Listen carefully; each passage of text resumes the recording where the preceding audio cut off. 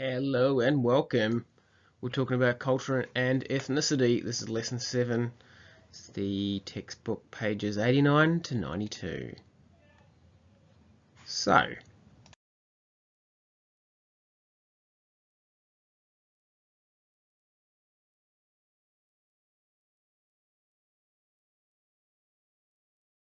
our learning goals.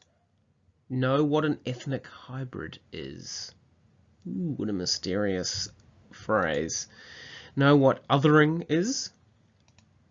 And be able to write a response to a question about ethnic hybridity. Yep. So, what is this thing called ethnic hybridity? Well, let's go back a bit and tell you a little bit about Australian history. Australia underwent a lot of change after World War II, yeah? There was heaps of migrants who escaped from Europe after the war because Europe was just torn up with bombs and whatnot, and a lot of those people came to Australia. So we got a lot of migrants from Europe straight after World War II. Heaps of Italians and Greeks. In fact, Melbourne is the city in the world that has the most number of Greeks after Athens. What a fact. So the world began to globalize and industrialize quickly, yeah? So what we mean by that is there was heaps more trade, heaps more movement of people between countries, and industrialize quickly. That means that, lots of traditional societies developed factories and advanced economies, blah, blah, blah. Australia tried to increase its population quickly. So there's two ways you population increase. Natural increase, which is babies, and two, which is migration. So Australia wanted lots of migrants. They thought if we have a big population, then we're going to be able to take advantage of this new global economy. Yeah, so the two reasons: to improve the economy, because you get more workers, and to protect against war, more soldiers, yeah. Countries were very paranoid about everything after World War II, and so they wanted to protect themselves by having big armies. So you need soldiers. I'm trying to spruce it up by including some random photos of ethnic hybridity here. So this is just something weird that I found on the internet. Right, ethnic hybridity is a theory by Stuart Hall. Now remember, it's really important and will make you look cool if you talk about theorists. So if you're talking about ethnic hybridity, mention the name Stuart Hall. How do I point? Yeah, that guy. Anyway, his theory said that ethnicity is not homogeneous, i.e. it's not all the same. People create their own ethnic hybrid identities. Remember, a hybrid is a mixture of two different things, yeah? You'll hear about it when you talk about hybrid plant strains or whatever. So, old Stuart Hall said that people create their own ethnic hybrid identities by mixing together different cultures. This is very common these days. So, he also said that this national ethnicity is declining in some countries, yeah? So, the experience in Australia after World War II was that Australia sort of focused more on Australian stuff rather than British stuff, because we weren't in the British Empire anymore. And the national ethnicity was very strong after World War II, but what Stuart Hall is saying is that in recent times, that national ethnicity is declining. So the idea of Australian and un-Australian isn't making so much sense anymore because everybody's mixing up heaps of different cultures. So as population diversity increases, remember Australia is a very, very diverse country. As that diversity increases, national ethnicity declines. And as people live in countries that they don't have a cultural connection with. Yeah, so we get lots of people moving to Australia who don't have any cultural connection with it. In fact, might come from a country that's completely different to Australia. For example, our case study, Sudan. Yeah, a lot of Sudanese people come from Sudan, which is very, very different to Australia. And so when they come here, they will mix their Sudanese culture with the new Australian culture. They'll become ethnic hybrids. National ethnicity is sometimes strengthened by immigration policies. So, this is just going back a bit here. So, for example, the White Australia policy in Australia prioritised migrants from white European countries. Yeah, even after World War II, the White Australia policy was still going. White Australia policy started in 1901. Was the first main policy of the government. Yeah, the first law that Australia passed when it became one country was the Immigration Restriction Act 1901, restricting migrants from non-white countries. And even after World War II, we wanted migrants from white European countries. That's why we got heaps of Greeks, Italians, and whatever. Yep.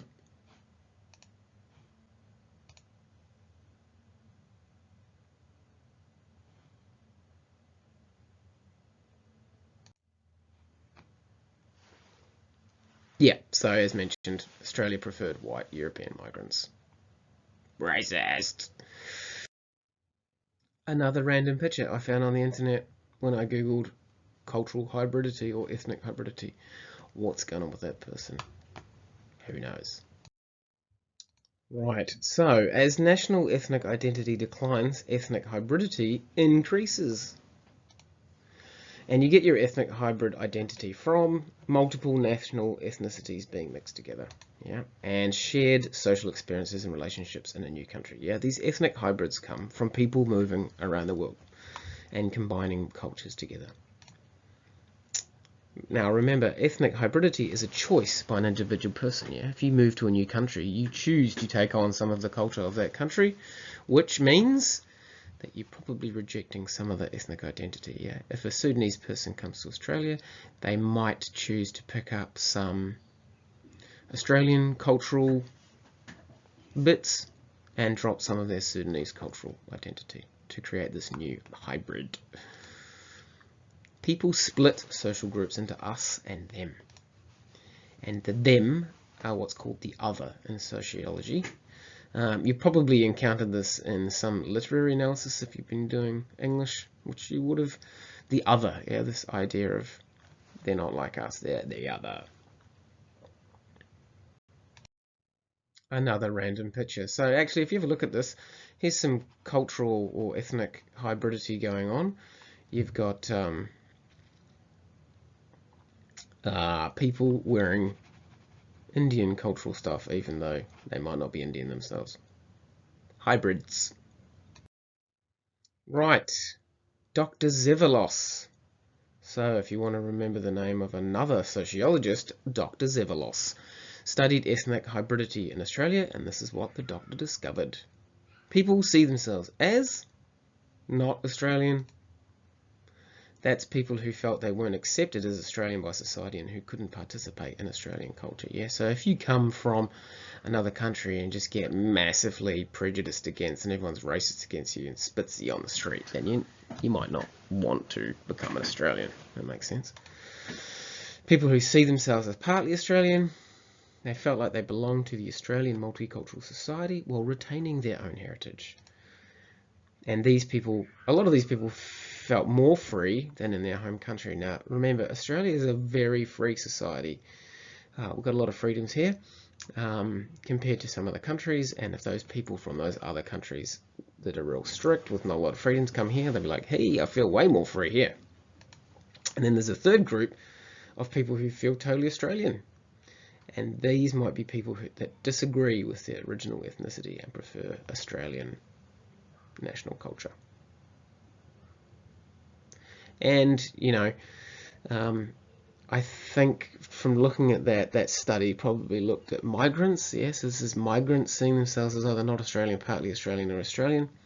But that's probably still true of locals as well. You know, we've got local born Australians who might have picked up cultures, cultural stuff from other cultures and combined that, and now they only feel like they're partly Australian, or maybe they've lived overseas for a long amount of time.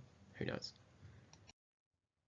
Another random picture that comes up when you Google cultural hybridity. I love that. I don't know what's going on. I'm guessing it's an Indian child with a bear. That's concerning. This is quite interesting. This is cultural hybridity when it comes to food. So McDonald's is not exactly the same everywhere in the world. Certain countries have different burgers. So the McVeggie, which I think you can get in Australia now, There used to be a Kiwi burger in New Zealand where I'm from, which was just a massive burger with everything in it and a slice of beetroot. And you can even have products that incorporate cultural hybridity, yeah? So this is a traditional, I want to say a traditional African artwork put on an iPhone. Nice. Right, this concept of othering. So, defining your identity in opposition to groups who don't share your culture, ethnicity, or views, etc. It could be objectifying a person or group, you know, they are the other, they're not like us. Othering often ignores the complexity that we find in different cultural groups. Yeah, they're just called the other. They're not. Their culture's not sort of discussed in depth, and it makes insiders and outsiders in society. So in Australia, I guess you'd say the dominant cultural force is white Australian culture.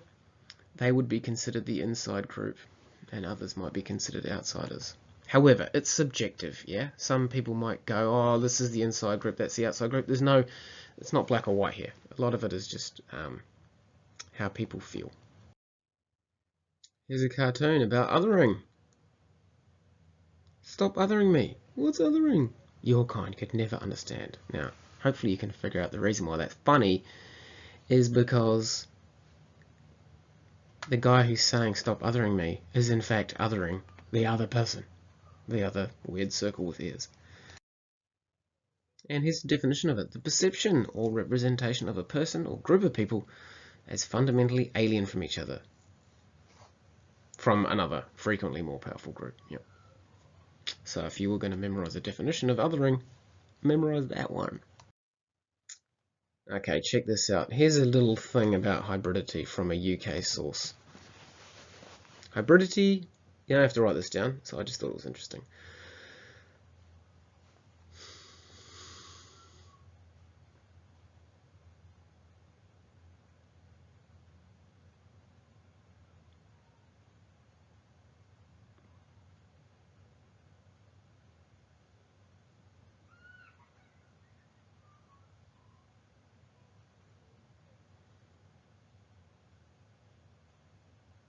Yeah, so a really interesting and fairly common example of cultural or ethnic hybridity, something that I knew about growing up. A wigger, so that is a portmanteau. It's a combination of two words for white and the N word, which I'm not going to say. So it's a combination of those two words together. So it's the idea of like a white person mimicking African American culture, you know, wearing baggy jeans, being into hip hop, blah blah blah.